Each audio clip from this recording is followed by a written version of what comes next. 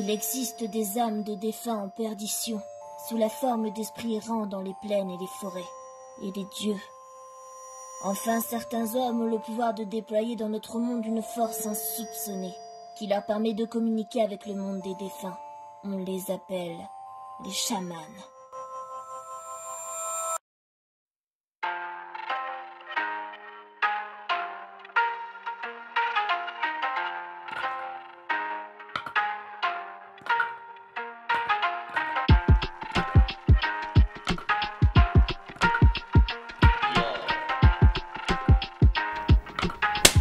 Salut, ça fait un bail.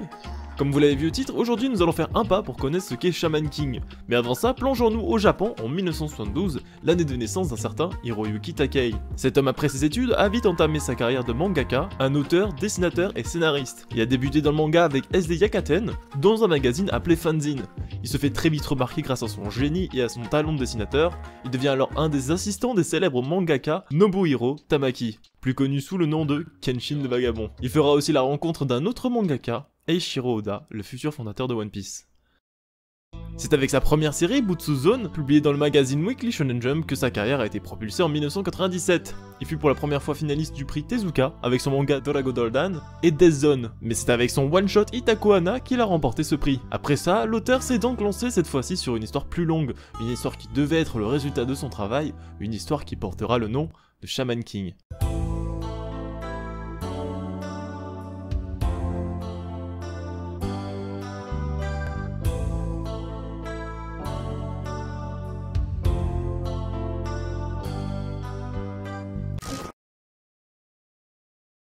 Shaman King raconte l'histoire de Yo Asakura. Le début du manga s'ouvre avec Manta, un petit collégien de 13 ans, qui travaille beaucoup sans réellement savoir ce qu'il veut faire plus tard.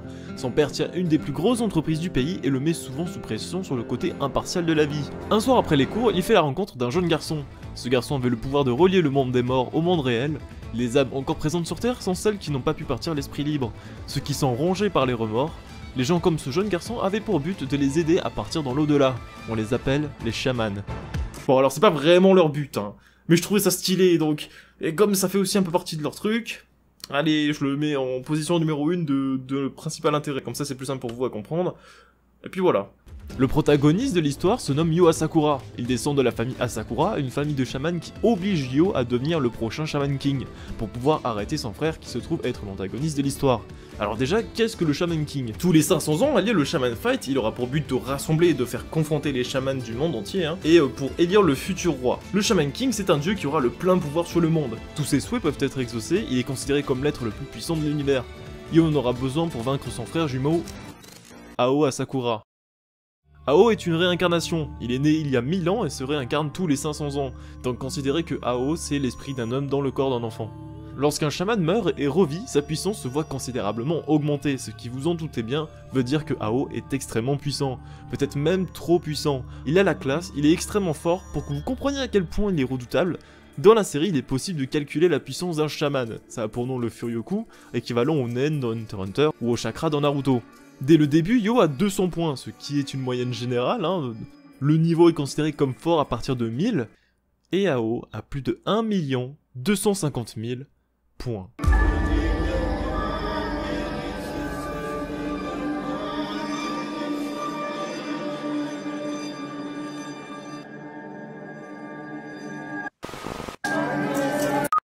C'est le chaman le plus puissant, il a même avec lui le Spirit of Fire, l'un des 5 grands esprits de ce monde. Ao est fort, et il le sait, tout ce qu'il veut c'est que Yo obtienne une grande puissance afin de la récupérer et avoir toutes les chances d'être le Shaman King.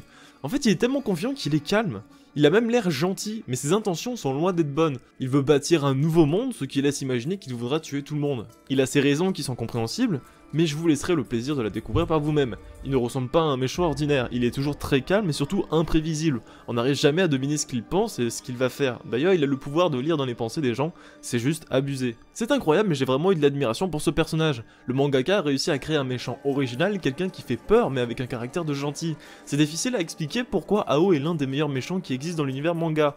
Disons juste qu'en termes de rapport de force, si dans Naruto et Dragon Ball, on a fini un peu par perdre la différence de puissance entre les personnages, au point point de ne plus trop savoir s'ils évoluent ou non, dans Shaman King, le niveau de puissance est toujours respecté, ce qui nous laisse toujours cette peur que Ao s'en prenne à Yo et ses amis. Connaître cette différence de niveau et l'avoir vu de ses propres yeux nous donne juste l'image que Ao est juste trop fort comme personnage. Alors néanmoins, ce qui est fou, c'est qu'il ne va pas vouloir tuer Yo, sinon ça nuirait un peu à ses plans, mais ça ne veut pas pour autant dire qu'il ne va pas le blesser ou rendre visite à ses proches.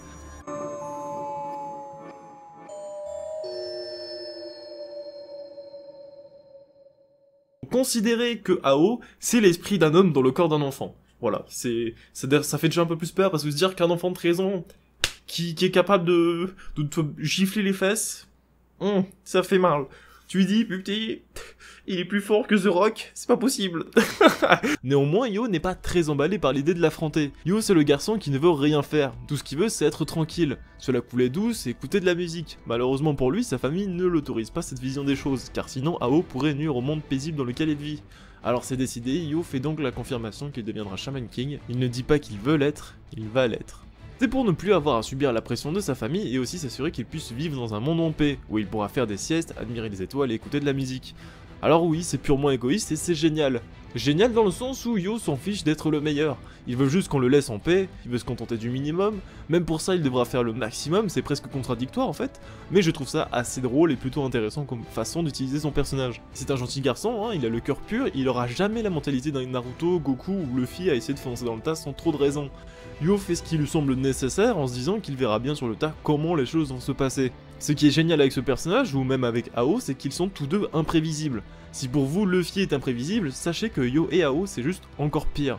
Par exemple, s'il y a une réponse A et une réponse B, Naruto va toujours prendre la réponse A, c'est la plus prévisible, ça veut dire oui en général, et Luffy lui prendra souvent la réponse B, qui est souvent un non, et du coup c'est souvent imprévisible. Yo et Ao vont souvent prendre la réponse C, et là vous allez me dire, mais ils ne peuvent pas vu qu'il n'y a pas de réponse C, c'est soit oui, soit non. Et ben justement, Yo et Ao vont faire une réponse alternative. C'est incroyable comment c'est génial, le protagoniste et l'antagoniste sont tous deux attachants. Aucun des deux ne devienne pénible comme Naruto à certains moments. Ou bien même comme un méchant random qui fait des trucs méchants pour être méchant. Ils sont posés et confiants, ils savent ce qu'ils veulent, ils sont pareils, c'est le même personnage, c'est juste leur objectif qui diffère. Ça c'est ce que j'appelle du pur génie en fait. Beaucoup me disaient que l'histoire était classique, mais en vrai si au début elle semble classique, plus ça va avancer, plus ça va être génial, et ça va prendre des directions inattendues. Le meilleur moment, c'est évidemment quand vous allez arriver au Shaman Fight, qui est le milieu de l'histoire à peu près. Les combats seront très cool, l'histoire va devenir très prenante avec des personnages attachants, on va en apprendre plus sur la relation des personnages, sur leur passé, et quand on pensait tout connaître d'eux, il s'avère que finalement il nous reste encore des choses à apprendre. De plus, Shaman King sera porteur de messages forts comme la protection de l'environnement, les relations familiales, amicales, l'amour, la haine, la pression sociale, la guerre, la confiance en soi. Bref, Shaman King c'est génial, mais si vous n'êtes toujours pas convaincu, le meilleur reste son message principal. Manta. Manta, si vous voulez, c'est l'équivalent du lecteur, c'est lui qui ouvre l'histoire et c'est lui qui va la conclure. Il débute en disant qu'il ne sait pas réellement ce qu'il veut faire, hein. Il travaille sans savoir pourquoi, son père lui met constamment la pression sur les études et sur l'entreprise familiale. Yo, il a à peu près le même problème, lui il est flemmard et ne sait pas ce qu'il veut faire plus tard, ou pourquoi il devrait travailler aussi dur. Au fil de l'histoire, le personnage de Yo va constamment évoluer, au point de susciter l'admiration des autres. Ses ennemis voudront être son ami parce qu'ils ont du respect pour lui. Sa manière d'être, le fait de rester calme en toutes circonstances, garder son sang-froid lui permet de prendre les bonnes décisions et savoir répondre à n'importe quelle situation, n'importe quel problème. Ce qui en soi est très difficile, mais cette manie d'avoir une confiance en soi aussi démesurée le rendrait presque divin, surtout qu'il est très fort. Luffy il a la confiance en lui, mais il parle beaucoup, et surtout à première vue il a l'air d'un comique. Yo, lui, reste toujours confiant, calme et froid, et en même temps chaleureux, on dirait presque un antagoniste, mais c'est un gentil, et il va inspirer Manta à trouver sa propre voie. Manta va être délaissé au fur et à mesure de l'histoire, il va être que spectateur de ce qui se produira. Si au début il parlait beaucoup, il va finir par être de plus en plus discret, apprendre les choses de la vie à travers son meilleur ami. Yo lui servira de modèle, c'est un modèle pour les jeunes lecteurs, Manta fera le choix entre ce qu'il veut faire ou ce qu'il doit faire. Mais comme je l'ai dit, Yo prendra toujours la réponse C. Donc Manta devra faire le choix de faire ce qu'il doit faire en ayant envie de le faire. Voilà c'est quoi la réponse C. Les différentes étapes que l'auteur a placées dans le développement de Yo permettra aux jeunes lecteurs de trouver leur objectif dans la vie. Voilà pourquoi Shaman King c'est génial.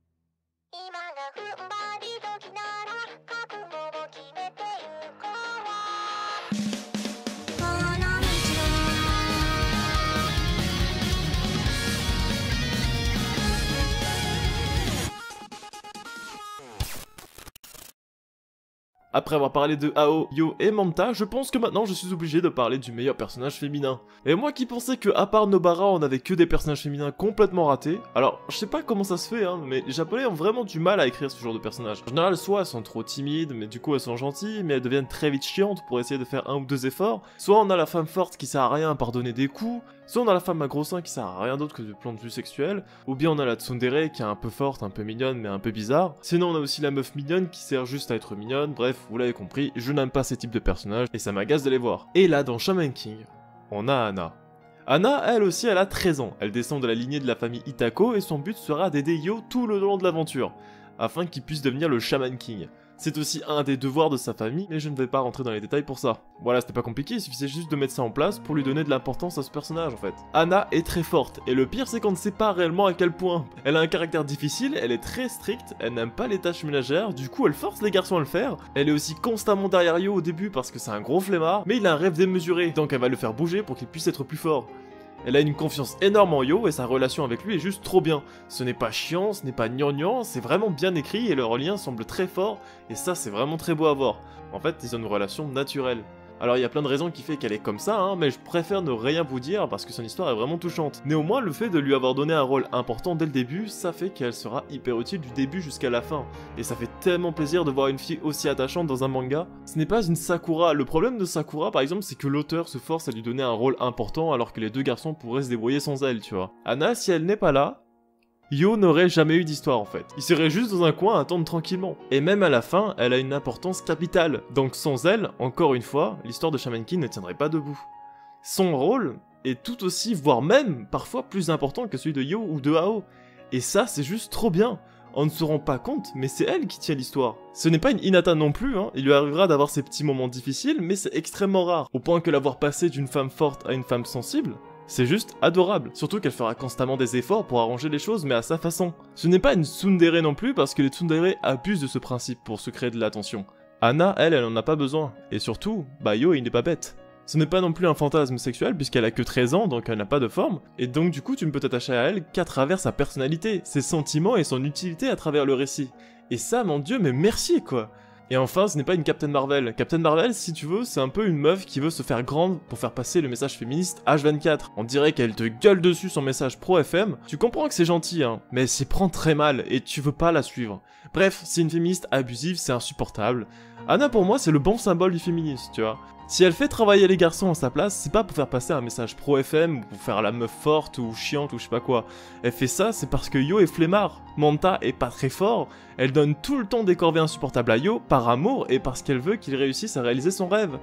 Elle est dure parce qu'elle a eu un passé difficile, mais il lui arrive d'être un peu plus sensible, plus féminine, et ses moments sont juste trop beaux. Sans le savoir, elle est une très belle icône de la femme parfaite. Elle se donne pas un genre, elle fait ce que son cœur lui dit de faire, elle fait pas ça pour elle le fait pour les autres, et eux ils s'en rendent compte et du coup ils la respectent en retour parce qu'ils savent à quel point elle se donne du mal pour eux.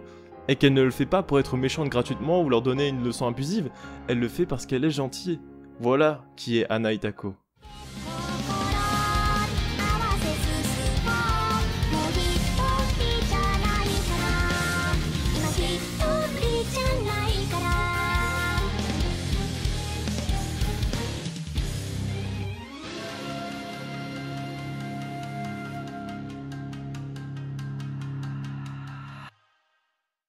Shaman King est un manga, une bande dessinée japonaise écrite et dessinée par Hiroyuki Takei et qui était prépubliée entre 1998 et 2004 dans le Weekly Shonen Jump, le magazine de référence pour adolescents au Japon. Chaque semaine, on y retrouvait des extraits de différentes séries dont disposait l'éditeur. Gardez en mémoire le fait que le Jump est le plus gros éditeur de manga au Japon, qui regroupe à cette période les séries les plus populaires comme One Piece, Naruto, Bleach, Dragon Ball, Yu-Gi-Oh et bien d'autres. Lorsque Shaman King était publié, la série fut un succès au point de jouer des coudes avec des séries populaires telles que Bleach, au point d'avoir sa propre série d'animation, mais surtout au point d'être une référence. Au Japon, lorsqu'un manga rencontre un succès, il n'est pas rare que l'auteur reçoit de nombreuses demandes de la part de studios d'animation afin de pouvoir proposer une adaptation en animé. Cela évidemment a pour but de générer du profit, ça va de soi, néanmoins un animé au Japon c'est déjà pas super cher à produire contrairement aux autres pays comme en France, puisqu'au Japon on achète en quantité, les adaptations de manga sont très strictes en termes de parution.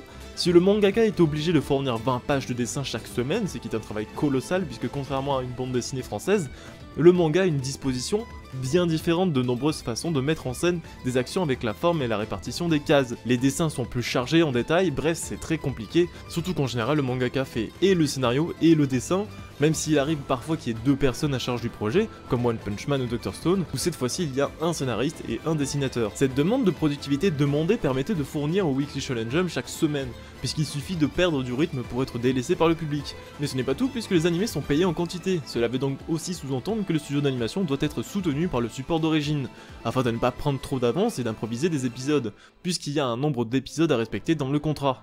À cette époque, les animés se faisaient avec un épisode par semaine, ce qui est presque inhumain. Néanmoins, le véritable intérêt d'une adaptation en animé est d'exporter la série en dehors du Japon, cela permet de la faire découvrir et surtout de faire de la publicité pour vendre le produit original, le manga et éventuellement des produits dérivés. Le studio Xebec, créé en 1995 et qui aura fait l'adaptation de quelques séries dont la plus connue, Love Hina, sera chargé de transformer le manga Shaman King en une série télé. Et enfin on y arrive, on va parler de l'animé.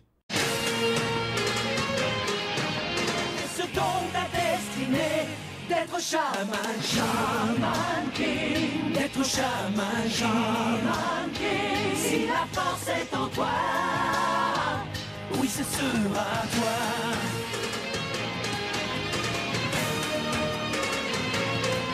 Tu éclaireras la terre d'une toute autre lumière, et tu te battras jusqu'en enfer, par le feu et par le fer, pour être Shaman, Shaman King. Diffusé en 2004 dans le monde entier, le dessin animé est plutôt bien reçu par le public. Beaucoup d'entre vous, si vous ne connaissez pas le manga, vous connaissez peut-être de nom à travers la série animée. Alors les gens de ma génération l'ont plus connu à travers d'autres séries, personnellement je l'ai connu en bonus DVD de Sonic X, et comment dire que si je n'avais pas forcément tout compris, l'adaptation reste néanmoins plutôt bien réussie, puisque c'est un animé qui reste toujours dynamique. Les musiques, les effets sonores, le doublage, le dessin animé ne s'arrête jamais de faire du bruit, et c'est pas si mal puisque le public visé c'est les enfants. T'es sûr que c'est pas une grosse limace plutôt qu'une aubergine? Non, c'est Manta qui les a faites. On peut s'attendre à tout avec lui. Ça a l'air gras. De toute façon, personne t'avait invité à dîner à la maison! D'accord, je vais la manger cette limace. Tu sais que si tu mélanges ça avec un bon bol de riz, tu trouveras pas ça si mauvais. Donc rester en action perpétuelle permet de garder l'attention du public désiré. Si les adultes ont du mal à suivre, pour un enfant ce rythme est sollicité car ça en devient plus rassurant. C'est comme voir un spectacle, moins il y a de silence et plus c'est rassurant et divertissant. Sur YouTube, ce type de divertissement est plutôt connu. GDG avait fait une moquerie, mais oui, le jeune public est plus pris par une vidéo dynamique et même s'il a envie de changer la chaîne, il mettra plus de temps à le faire. D'où l'intérêt de susciter ce type de format. Visuellement c'est très simple, alors c'est vrai le mangaka de base a un style typique de l'époque, où tout est triangulaire, carré, alors qu'aujourd'hui on est plus sur du style arrondi. Les dessins sont sympas, c'est jamais trop chargé visuellement, les couleurs sont un peu rétro, le rendu semble un peu dépassé, les musiques sont sympathiques sans pour autant être très marquantes. Sauf évidemment le générique que tout le monde connaît et adore. Même si ce dernier fait un peu kitsch, il reste tout de moins dans la veine de l'époque des génériques très prenants. D'ailleurs ils se sont amusés à mettre les paroles dans le générique, ce qui sert surtout pour le coup marketing. Donc à mieux propager le nom de la série dans les cours de récré. Les bruitages sonores sont aussi très rétro, et j'avoue que j'aimais beaucoup ce type d'effet sonore. Ça a été beaucoup délaissé au fil des années, mais j'ai trouvé justement que ça appuyait le côté bon enfant de la série. L'aspect comique et tragique était plus soutenu justement. C'est 4Kids qui se chargera de faire l'exportation de Shaman King dans le monde. C'est eux qui ont fait de nombreuses censures de Yu-Gi-Oh! Et One Piece pour ne citer que. Shaman King aussi sera censuré, certains passages sont coupés pour être moins violents, les musiques ou effets sonores ont changé pour être plus adaptés au public occidental, d'où le côté plus bon enfant de la série en version occidentale. Aussi, certains prénoms sont modifiés pour être plus simples à prononcer pour les enfants non japonais. Par contre, je ne comprends pas pourquoi Ao s'appelle Zeke en occident. Néanmoins, 4Kids a plutôt bien réussi son coup, puisque ça a permis à la série de se faire une petite place sur nos écrans. À l'époque, c'était diffusé sur Jetix et ça marchait très bien. Malgré le succès de la série animée au début, elle a très rapidement fini par chuter. La cause est donc que, étant un animé hebdomadaire, ça veut donc dire faire un épisode chaque semaine. Sauf que l'animé a fini par rattraper le manga, ce qui fait qu'il a dû improviser de nombreuses choses. Il y a eu de nouveaux personnages, des problèmes de cohérence, des modifications libres de personnages. Exemple, Yo est juste un mec gentil et plus vraiment quelqu'un d'impressionnant ou de courageux. Selon les blagues, les personnages vont changer de personnalité. Autre chose, Ao a perdu tout son charme et est devenu un simple méchant, tout ce qu'il y a de plus banal avec une personnalité hasardeuse. Les épisodes filler, donc qui ne suivent plus le fil scénaristique, se faisaient donc de plus en plus nombreux au point de lâcher totalement l'intérêt du public au profit d'un Naruto ou d'un One Piece. Le dessin animé rentrait dans les clichés de la Japanimation, puisqu'il n'avait plus de support sur quoi s'appuyer. Le mangaka n'avait pas encore fini son histoire. De plus, le dessin animé mélange tout. Imaginons s'il y a au moins 5 tomes, il va attendre que le tome 9 sorte pour récupérer un personnage de ce tome 9, pour avancer de là où l'animé s'était arrêté jusqu'au tome 5, pour ensuite raconter le tome 6. Le studio Xebec a fait n'importe quoi, et comme un dessin animé sert de publicité, le fait qu'il soit rentré dans les clichés, ça lui a donné le titre de manga classique sans trop d'intérêt. L'animé s'arrête après 1 an et demi de diffusion hebdomadaire avec 64 épisodes en 2005. Et comme le manga n'était toujours pas fini, le studio Xebec a dû improviser la fin. Alors la fin n'est pas mauvaise, hein, mais sonne très classique. Et tant qu'à regarder un classique, autant regarder la fin de Dragon Ball Z qui était bien plus captivante. Il y avait de l'idée, hein, surtout pour Yo, mais en vrai, certains personnages ont fini par raconter le contraire de ce qu'ils devaient emmener à l'histoire en fait. Parfois pour étirer l'intrigue, les personnages disaient non dans la série, alors que dans le manga ils disent oui. C'est un truc tout bête, mais du coup ça étire trop de choses, sans pour autant que c'est un sens en fait. De toute manière, récemment, l'entreprise a fait faillite et a été rachetée par le studio Sunrise, que vous connaissez pour les séries comme Code Geass ou Gundam. Bref, après cette calamité qu'a été le dessin animé, le manga en a été impacté, et si vous lisez des mangas, vous savez sûrement que les auteurs écrivent toujours un petit message dès l'ouverture du livre. Et bien dans le tome 31, on sentait que l'histoire allait bientôt se finir, on venait de rentrer dans le dernier arc. Malheureusement, l'auteur a écrit « Je suis très soucieux. Il se passe des choses terribles concernant l'avenir de cette série. J'ignore si je dois vous dévoiler les faits ou bien... Mais pour le moment, je suis partagé entre une grande envie de protester et de devoir respecter les vies des lecteurs. Je prends note et je vais réfléchir calmement jusqu'au prochain épisode. En attendant, je vais juste aller me coucher. » Après le désintérêt soudain du public, l'éditeur a demandé à Hiroyuki Takei de finir son manga au prochain tome. Triste nouvelle pour les fans et l'auteur. Normalement, quand cela arrive, le mangaka bâcle la fin pour finir son manga. Hiroyuki Takei a fait un autre choix, il a fait le tome 32, comme s'il restait le tome 33. Sans trop rentrer dans les détails, les personnages se préparent pour la bataille finale. La veille, le dernier soir pour nos héros, ces derniers vont profiter, s'amuser, rigoler, dormir ensemble, avant le dernier combat. Manta devait les rejoindre, mais il constate qu'ils sont partis sans lui. Il se met à déprimer en pensant que cette histoire se finira sans lui, jusqu'à ce qu'un des amis de Yo vienne le chercher en lui disant qu'ils ne partiront pas sans lui. C'est évidemment une métaphore pour dire que Shaman King ne partira pas comme ça en délaissant les lecteurs. Ça enchaîne ensuite avec une petite histoire qui se déroule des années après et qui laisse une idée de la fin que devait avoir la série. Ensuite, l'auteur va écrire un message à la fin de son manga.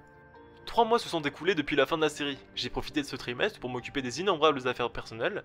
J'en ai tellement laissé de côté pendant toutes ces années, comme par exemple aller saluer des amis, fleurir les tombes, assister à des lancements ou à des dédicaces. Mon rythme est infiniment plus calme que du temps de la série. Désormais, j'arrive à me ressourcer pour finir ce qu'il me reste à faire. Aussi, le moment est venu de vous remercier chaleureusement. Un grand merci à tous ceux qui m'ont soutenu et qui se sont impliqués dans cette série. Pour moi qui n'avais pas de plan défini lorsque je me suis lancé, je suis flatté d'avoir été entouré et apprécié par cette œuvre. Mais hélas, je dois mettre un terme à Shaman King. Même si ce n'est pas la pire façon de clore une histoire, je ne peux pas vous en donner la véritable raison. Mais je dessine des mangas, aussi je pense vous en rendre compte très rapidement. J'ai beaucoup appris de cette expérience. Je saurai corriger mes défauts, mettre en valeur les bonnes idées. J'espère avoir la chance de vous revoir bientôt. L'année 2005 sera consacrée au voyage à l'étranger. Je pense prendre du recul pendant 1 an. Bonjour à tous, ça va bien? Cette période de repos m'a fait le plus grand bien. Depuis la fin de publication, lorsque je me réveille, je suis agréablement surpris de ne plus avoir à compter mes cheveux sur mon oreiller. J'avais pourtant l'impression que tout allait pour le mieux pour moi. Je réalise maintenant que cette période était particulièrement stressante. L'autre surprise est le nombre impressionnant de lettres de lecteurs qui me réclament la poursuite de cette série. Je suis vraiment très ému, hein, mais pour le moment je vais me donner un peu de temps pour réfléchir à la suite de mes activités. J'espère que vous saurez vous montrer patient. En 2007, l'auteur revient avec Jumbor, un manga sympa, de beaux dessins et tout, mais le succès n'était pas du tout présent, et c'est très rapidement arrêté en 2 volumes, alors que normalement à la fin du 2e tome, il est dit que l'histoire continue.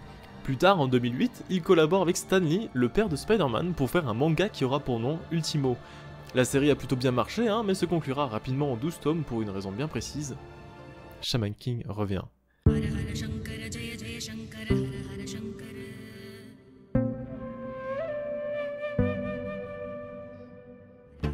Après de nombreuses demandes et grâce à un nouvel éditeur, Takei finit par enfin proposer les derniers chapitres de Shaman King. Il a mis tout ce qu'il voulait mettre.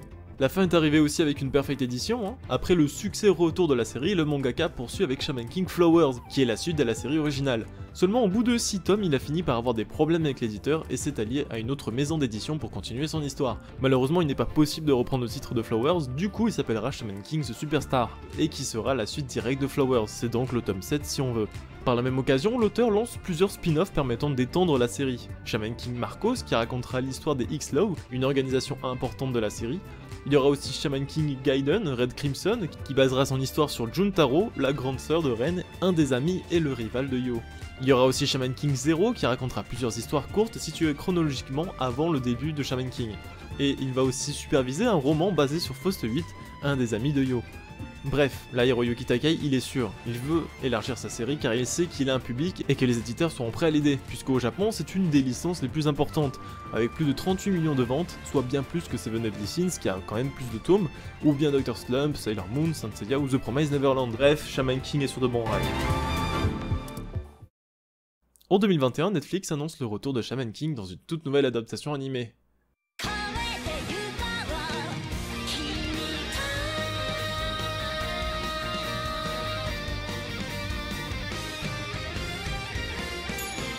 Cette série aura pour but de raconter l'histoire telle qu'elle nous a été écrite dans le manga original, elle va être à 100% fidèle et c'est une bonne chose. La série respecte bien le manga, la VF est très cool, la plupart des comédiens de doublage ont retrouvé leurs personnages pour l'occasion, les musiques sont géniales et le visuel est vraiment rafraîchissant et c'est très joli. Donc du coup c'est parfait. Et en fait, pas tant que ça. Le produit d'origine est respecté, malheureusement je n'ai pas la pression d'avoir vu plus qu'un simple produit d'animation fait sous demande. Ce que je veux dire par là, c'est que le gros point négatif de l'animé réside dans sa mise en scène et son rythme. L'animé va trop vite, voire même beaucoup trop vite, ce qui devrait durer 3 épisodes ou 5 pour un arc et prendre le temps d'avoir de l'enjeu, finit très rapidement en une conclusion de 1 ou 2 épisodes.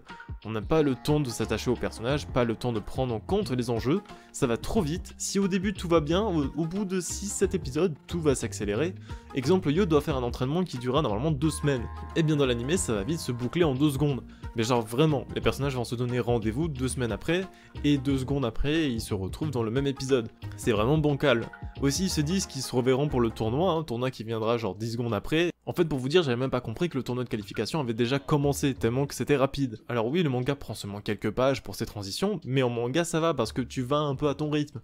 Et c'est mieux fait parce que l'auteur sait comment raconter son histoire, et un livre ça raconte une histoire différemment qu'une animation. Alors je sais que les gens se plaignent que les arcs dans Naruto ou dans One Piece sont un petit peu trop longs dans l'animé. Mais force est de constater que là au moins on rentre un peu dans l'histoire, on s'attache aux personnages et surtout on prend au sérieux les enjeux, évidemment. Sinon on peut prendre exemple sur MHA ou Demon Slayer qui sont des animés assez rapides. Il y a souvent une rapide transition sur le temps passé, ou sinon certaines scènes sont rapidement expédiées, mais la mise en scène est très travaillée, chaque action, mise en action, est réfléchie pour en premier cas respecter le contrat et les délais, et en deuxième cas pour respecter la confiance de l'auteur et respecter l'œuvre tirée. L'équipe qui se charge de ce travail, c'est le studio Bridge des anciens du studio Sunrise, qui avait également des anciens du studio Xebec. Alors décidément, le studio Bridge qui s'occupe de faire Shaman King 2021 s'est juste contenté de remplir le contrat sans réellement faire en sorte que cette série marche réellement. Ils n'ont pas du tout pensé l'animé comme étant un projet ambitieux. La preuve en est que l'animation ne relève à aucun moment un certain effort. Alors attention, elle est bonne mais à aucun moment elle ne va changer pour donner une autre dimension à l'animé. Ce que je veux dire c'est qu'il n'y aura pas de chorégraphie, pas d'animation fluide ou travailler, ça restera toujours très basique. Enchaînant plutôt les images fixes, technique souvent utilisée à l'époque pour gagner du temps. Genre, à la limite, c'est comme si, au lieu de voir l'animation de combat, si tu veux, c'est genre, t'as un fond noir avec un trait blanc, et la bim, tu vois qu'en fait le mec il a coupé le bout en deux, tu vois. Bah voilà, ça c'est la technique des gros flemmards.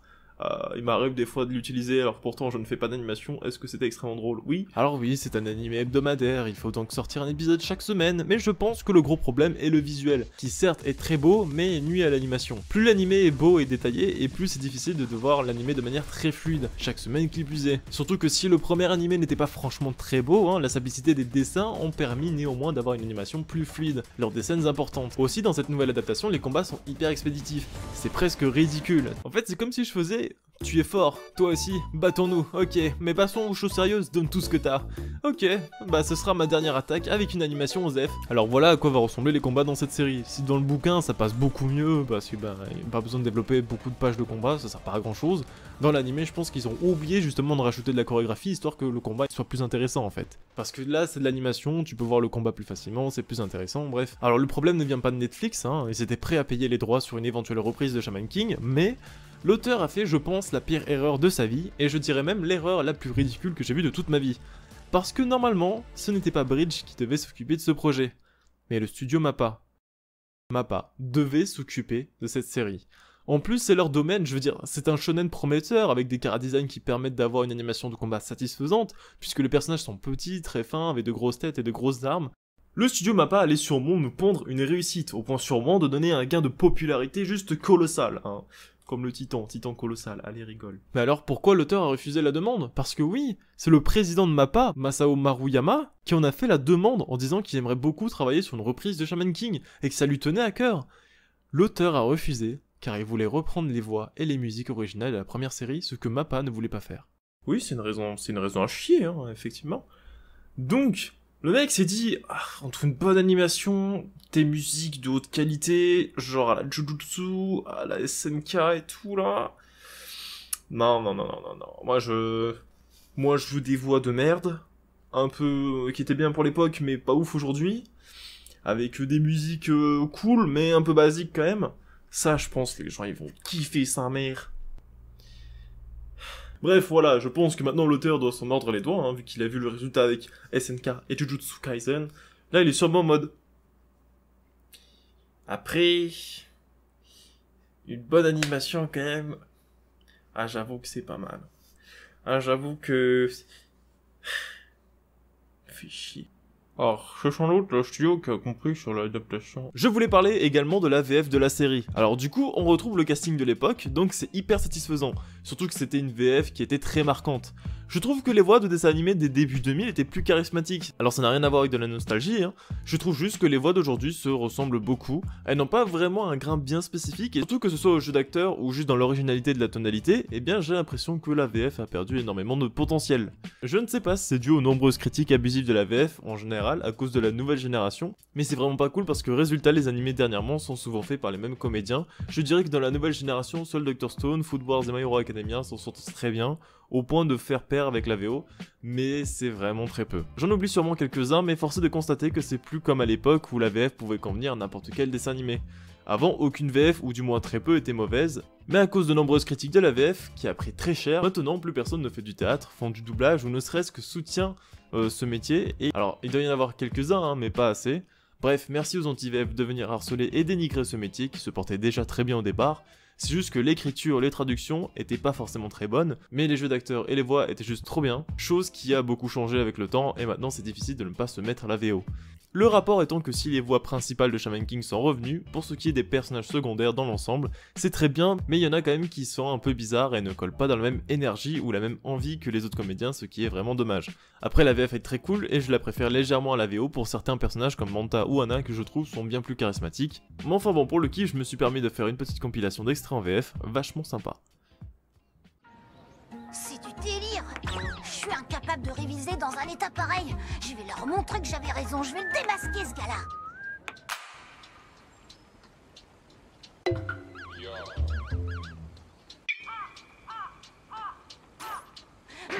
Combien de temps encore il va rester planté là à regarder le paysage? Ah, qu'est-ce que c'est bon de communier avec la nature, ça fait un bien fou. Il a un grain ou quoi? Oh. Et ouais, si je suis venu ici, c'est pour parfaire mon apprentissage. Je suis un chaman. Je dis que j'ai pas envie d'être un chaman. J'ai rien demandé à personne, moi. Ah oui? Alors je t'écoute. Qu'est-ce que tu as envie de faire quand tu seras grand? Ce que je veux, c'est écouter de la musique toute la journée et vivre sans avoir à faire d'efforts. Appétit! Cette personne doit détenir le pouvoir de tous les chamans. Et elle doit être capable de ne faire qu'un avec le roi des esprits. C'est le Shaman King. Ils se succèdent depuis des temps immémoriaux. On les a appelés les sauveurs. C'est pas bientôt fini? Je suis venue te voir, on m'a dit que tu étais blessé et qu'on t'avait emmené à l'hôpital. Qu'est-ce que c'est encore que cette histoire? Non mais t'es qui, toi? Qu'est-ce que tu viens faire ici? T'es sûr que tu t'es pas trompé de chambre? Non, Manta, fais attention! Je ne te permets pas de me parler comme ça, microbe. Je suis une chamane Itako. Je m'appelle Anna. C'est pas pour me plaindre, mais je suis fatiguée d'avoir arpenté les rues de Tokyo. Dis petit, va me chercher quelque chose à boire. Non mais oh, pourquoi moi? Tu vas arrêter un peu de hurler. Oh. Et tu es qui exactement? Comment ça, qui je suis? Je suis son ami. Ah, vraiment? Dans ce cas, je te conseille de faire exactement ce que je te dis.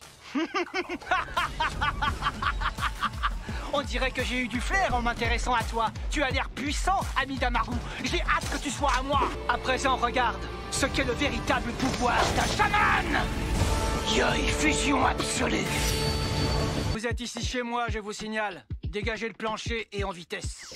Qu'est-ce que tu racontes? D'où tu sors, tête de pique? Fais gaffe à comment tu me parles. Regarde-moi bien, tu sais à qui t'as affaire, j'imagine. Hein? La prochaine fois, c'est ta tête que je tranche.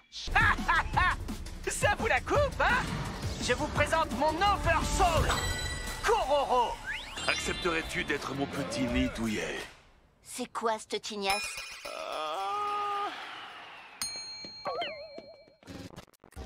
Pour l'OST, j'avoue que c'est très cool, mais surtout l'opening et l'ending ont été faits par le même groupe que l'époque, et le rendu est vraiment juste trop bien. Mais je pense que Mappa aurait sûrement fait mieux, en termes d'opening et d'ending, en donnant un goût plus actuel à la série, parce que les OP et ending du studio Bridge, c'est juste du classique de l'époque, du bon classique certes, mais totalement osef pour la communauté manga aujourd'hui, qui espère voir des musiques plus originales dans un monde où les animés ont quasiment tous le même style, les mêmes paroles et le même rythme. De plus, si l'OST est bonne, elle est malheureusement pas bien mise en avant, surtout dans les combats. Mais ça joue sûrement sur le fait que les combats sont mal faits, les scènes chill sont vite emballées et que le reste se joue très rapidement. On n'a pas vraiment le temps d'apprécier les musiques. Bref, je pense que l'auteur doit s'en mordre les doigts maintenant vu qu'il sait que SNK et Jujutsu Kaisen ont justement été parfaits sur tous les points.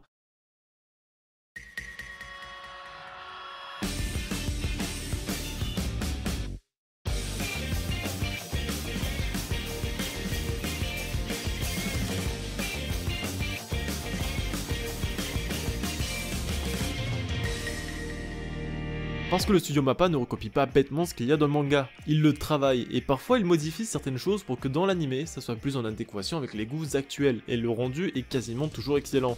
C'est sans doute le studio qui a tout compris sur l'animation d'un anime. Jujutsu Kaisen est certes très bon en manga, mais c'est surtout le talent du studio d'animation qui a réussi à donner un tel résultat, aussi positif à travers le monde. J'aurais tellement aimé qu'il fasse Shaman King, parce que le problème de la série actuelle, c'est qu'elle est totalement osef. Tout le monde était hypé, mais les gens ont très vite décroché quand ils ont vu le résultat juste amer du studio Bridge, qui n'ont absolument rien revisité pour aider la série. Je veux dire, même 4Kids, on peut leur reprocher plusieurs choses, hein, mais au moins ils ont réfléchi à leur manière de vendre le produit japonais à travers le monde, et c'est sans doute pour ça que Shaman King, Sonic X ou principalement Yu-Gi-Oh! Ont réussi à se faire une place VIP sur les listes des incontournables du petit matin. Si l'anime Shaman King est totalement délaissé par le grand public, la communauté hardcore de la série va quand même poursuivre leur visionnage par pur respect et intérêt qu'ils portent au manga. Mais eux aussi ils se voient plus en train de visionner une coquille vide, une belle coquille certes, mais vide.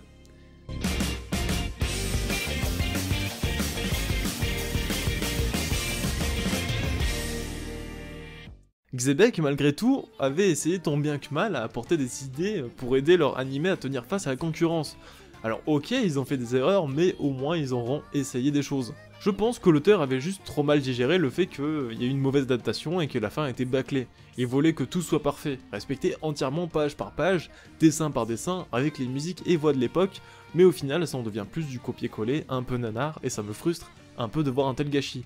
Alors après j'exagère un peu, l'anime n'est pas mauvais en vrai, c'est sympa à regarder mais je suis juste frustré de voir que l'on est passé à deux doigts d'avoir un produit vraiment bien plus abouti. De toute manière je suis quand même très content de pouvoir revoir une nouvelle adaptation de ce manga, et qui plus est, aura la véritable fin.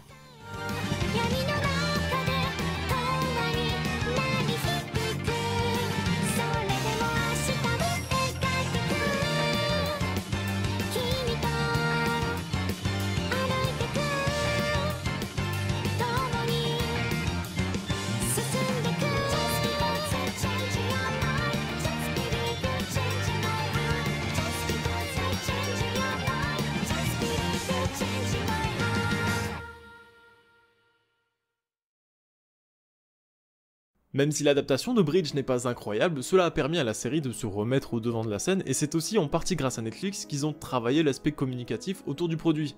Grâce à ça, Kana, un éditeur de manga que vous connaissez par exemple pour avoir édité Naruto ou Hunter x Hunter, et qui avait édité les tomes de Shaman King à l'époque, a décidé de surfer sur la vague de la hype qu'a engendré l'anime pour sortir une réédition, et plus précisément la Starlight Edition, qui est aussi une édition double puisqu'elle regroupe 2 tomes à chaque ouvrage. Sinon les dessins de couverture ont été refaits par l'auteur, d'ailleurs c'est réversible et souvent la jaquette cachée est plus jolie. Aussi certaines planches ont été redessinées, et certaines traductions ont été revues pour être plus compréhensibles, bref Kana a juste fait du très bon travail, comme toujours. À la limite, le seul reproche serait la fresque qui je trouve était un peu vide et basique, contrairement à Soul Eater qui a sans doute l'une des meilleures fresques de manga. Aussi le tome 1 est sorti en même temps que le tome 17, donc le dernier tome, pour beaucoup c'était un peu bizarre, mais en fait il s'agit de la véritable fin de la série, donc ceux qui ont la première édition pourront déjà acheter la fin sans attendre la parution complète de la Starlight Edition qui est toujours en cours actuellement. On est à 11 tomes et il en reste encore 6. En plus il est possible de retourner la jaquette du dernier tome pour voir qu'il s'agit du tome 33. Donc c'est vraiment très beau, et bien que le dessin aurait pu changer parce que c'est le même que le premier tome en fait, bah je pense que c'est sûrement pour faire référence, mais j'aurais quand même préféré avoir un dessin un peu inédit. Et bah voilà, il y a ça qui est plutôt stylé. Et en même temps, regarde-moi ce chef-d'œuvre. Regarde-moi ça, comment c'est stylé là. Mais Kana, arrêtez de faire des merveilles là, comme ça là. Je vous aime trop en fait. Venez, on devient potes. Attends mec. Oh, alors celui-là. Masterpiece. Il est vert, il est magnifique, il est trop stylé. Bam! Du mauve. En tout cas, voilà, les nouveaux dessins sont vraiment très beaux, hein. Moi je les trouve vachement stylés. J'aime beaucoup ce style un peu en mode triangulaire, tout fin et tout. Voilà, c'est un style que j'aime beaucoup. Hop là, allez, ça dégage. C'est le tome 1. Alors voilà, il est pas extrêmement beau, hein, même si en vrai ça passe, tu vois. Mais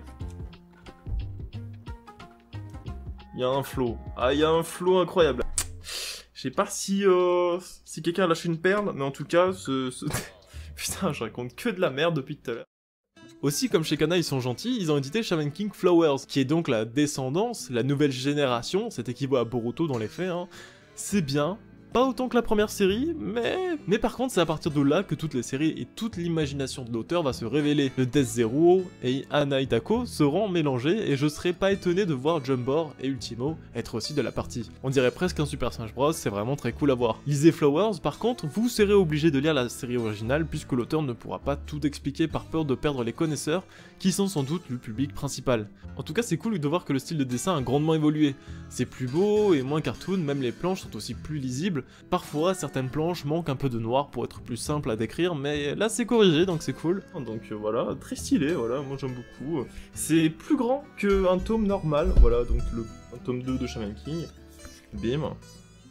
Voilà, c'est légèrement plus grand, mais en tout cas voilà, c'est de la bonne cam, même en termes de paper. Voilà, c'est sous 6 tomes, donc il y a le tome 2, le tome 3, avec la meuf qui est grave stylée.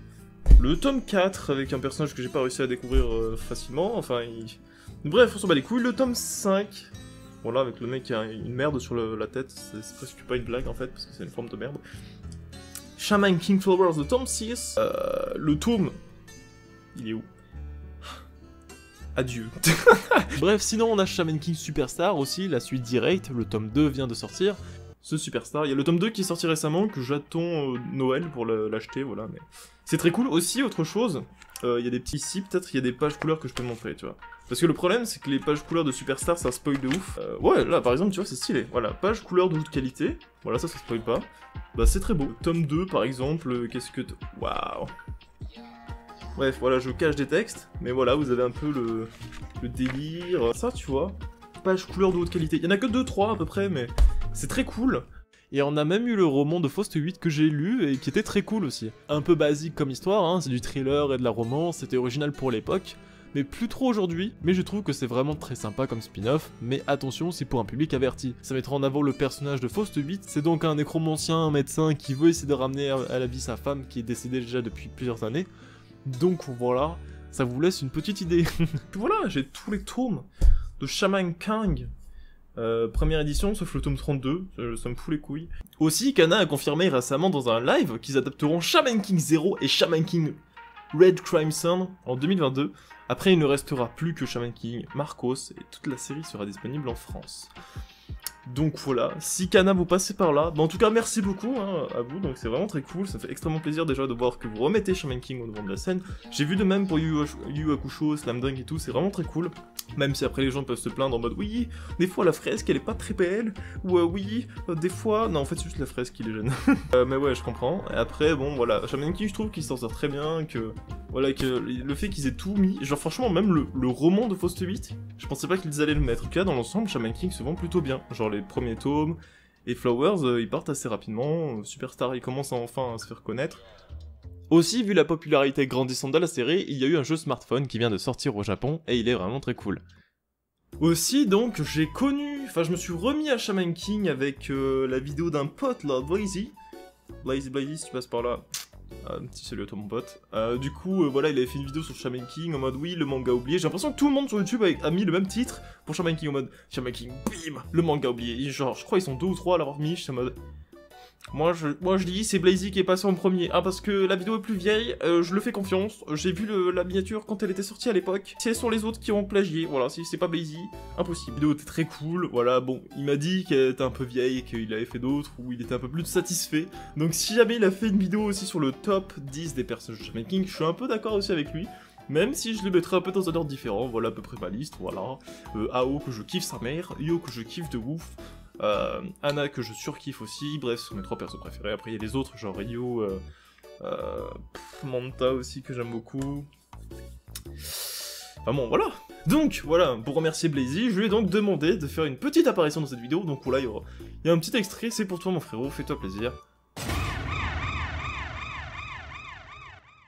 Shaman King, c'est un excellent manga. Il y a de l'humour, il y a de la baston, mais il y a énormément de choses dedans. Je ne vais pas tout vous dire, mais clairement, si vous avez l'occasion, foncez. Par contre, je vous préviens, à l'instar de GTO et d'autres mangas, l'animé n'est pas pareil. Déjà, ça élude pas mal du début du manga, ce qui peut ne pas être gênant pour certains, mais au niveau background et au niveau immersion dans l'œuvre, c'est moins bien. Et surtout, ce n'est pas la même fin. Bon, l'avantage c'est qu'on comparé au manga d'origine, il y a une fin, mais maintenant il y a une fin aussi au manga, donc l'avantage est beaucoup moins là. Mais surtout, ça enlève limite la moitié du manga pour une fin totalement différente de ce que ça aura été au final. Et alors, je n'ai pas vu la version de Netflix, même si j'ai bien compris, c'est à peu près la même que ce qu'on a maintenant. Mais pour l'ancienne version de 2001, il n'y a pas spécialement besoin, je trouve, et je ne peux que vous conseiller de lire le manga plutôt que regarder l'animé. Un manga qui a certes ses défauts, mais qui a énormément de qualité, des personnages attachants, des thématiques à la fois bien amenées et importantes,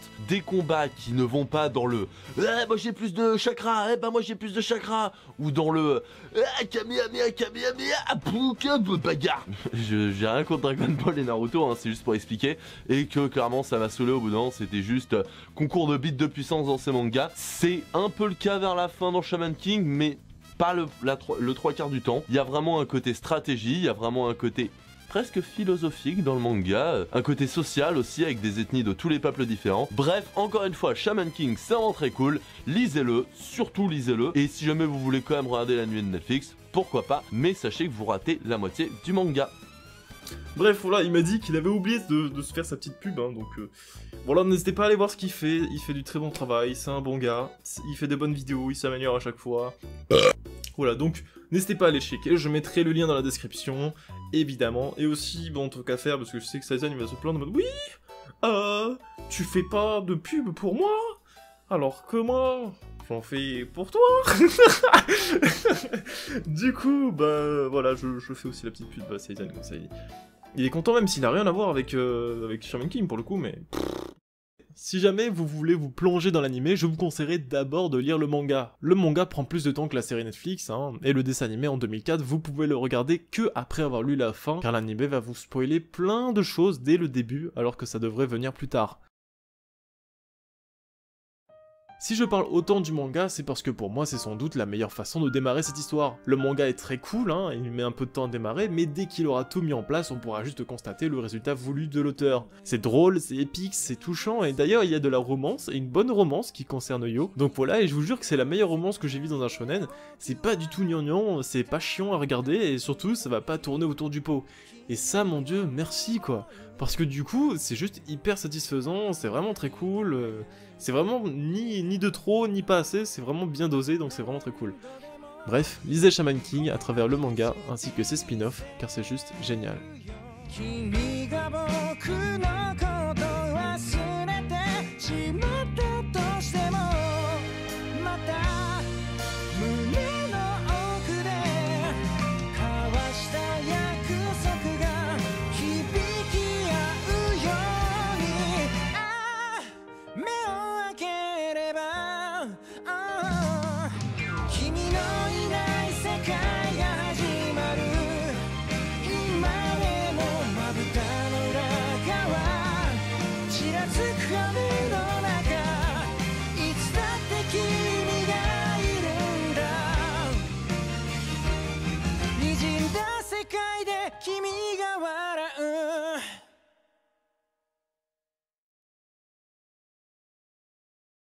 C'est égoïste de ma part de vouloir être le Shaman King juste pour être tranquille.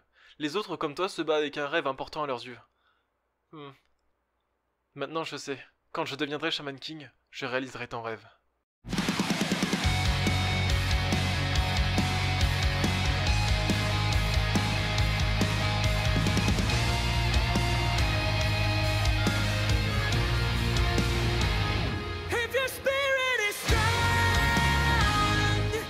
You could be the shaman.